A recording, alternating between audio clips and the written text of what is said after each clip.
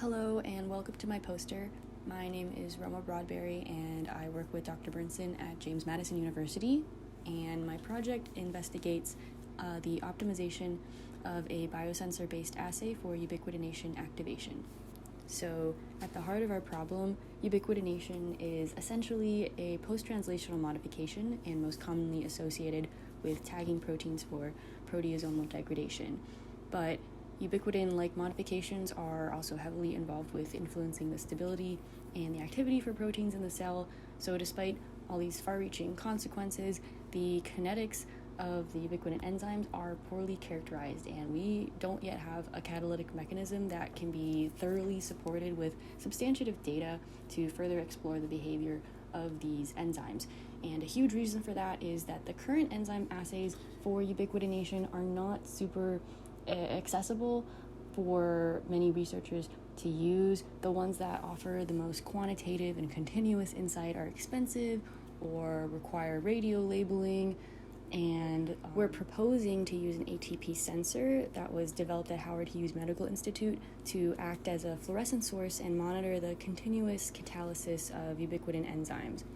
So if you look at this diagram, you can see there are three main enzymes in the pathway, the first of which is ATP dependent. So this is kind of the focus of the biosensor application. This sensor was designed with an ATP synthase protein subunit that binds ATP, and in the middle of it, a green fluorescent protein was inserted.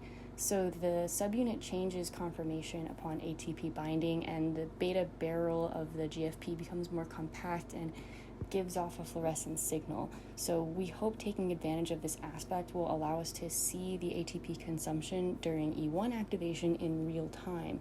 As we can monitor the loss in fluorescence over time, we could understand the rate of the reaction. So to test this, I had to obtain the biosensor, and the sensor itself was designed for more in vivo types of experiments in live cell imaging. So it was mainly expressed in mice brain tissue in the original paper publication, but I wanted to use it for well plate, micro well plates under a fluorescence detector. So I had to outline a protocol for purification that would work for more in vitro types of experiments.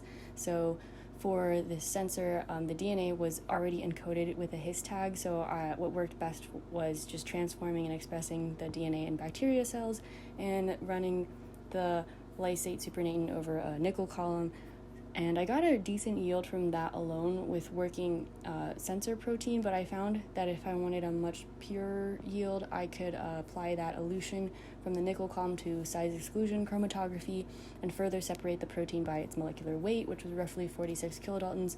So to track my progress, I had the benefit of being able to shine UV light over the sample as I obtained a new pure sample at each step, and if it glowed, I knew it contained my fluorescent protein. So to assess the fluorescence of ATP and check for fluorescence interference, I ran titrations of the major solutes at constant concentration of the sensor. So I found that as I titrated ATP, I also had an increase in fluorescent signal, which was good, and it supports this working protein. And for other solutes, I had no trend, and that was also good because it indicated that like the ubiquitin and AMP were not perturbing the ATP binding or the fluorescence signal, which makes this a viable approach for an assay. So right before the pandemic hit, and I was no longer allowed in the lab. So one thing we noticed was as protein eluted off the sizing column, there was this like double peak on the chromatogram, and both peaks contained fluorescent protein, which suggested the protein could be dimerizing. So while I was in quarantine, I got to learn how to process small angle X-ray scattering data, as we had previously submitted samples of the protein for a SACS collection, and I found that at higher concentrations, the radius of gyration of the protein increased. So that basically means as the protein's like tumbling in solution, the distance from the center of the protein to the outer surface got larger, and so the more concentrated samples, which were more likely to have dimers, showed that they had a higher order structure, and that confirmed that this was indeed dimerizing. So this is significant because the encoders of the biosensor in the original paper mentioned that they mutated certain amino acids to stabilize the GFP and avoid dimerization, because GFP does tend to form dimers and trimers, and this can perturb the fluorescent signal. So they indicated that there were efforts to avoid this, but there were no structural data to actually support this.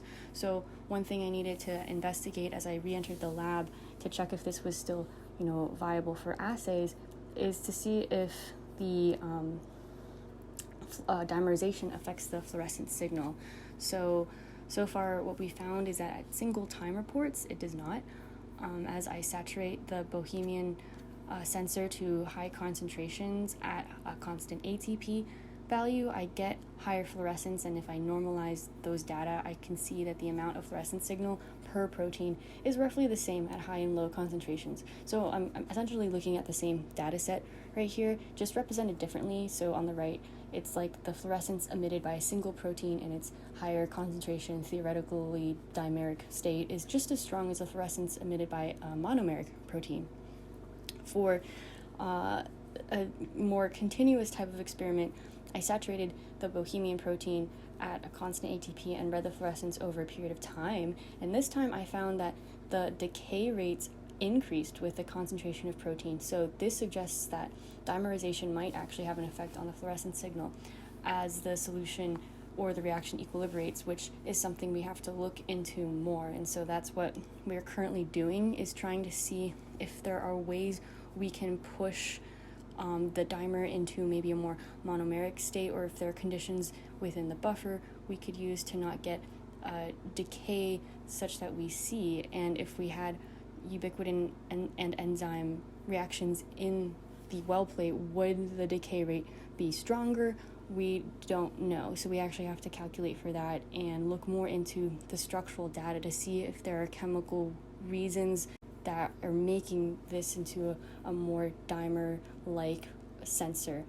So with that, I'd like to acknowledge VAS for awarding me the money to do this project, as well as Sybil's Beamline, JMU Department of Chemistry and Biochemistry, the Thomas and Kate Jeffress Memorial Trust Fund, and the 4VA organization. So thank you very much, and I'll see you when I see you.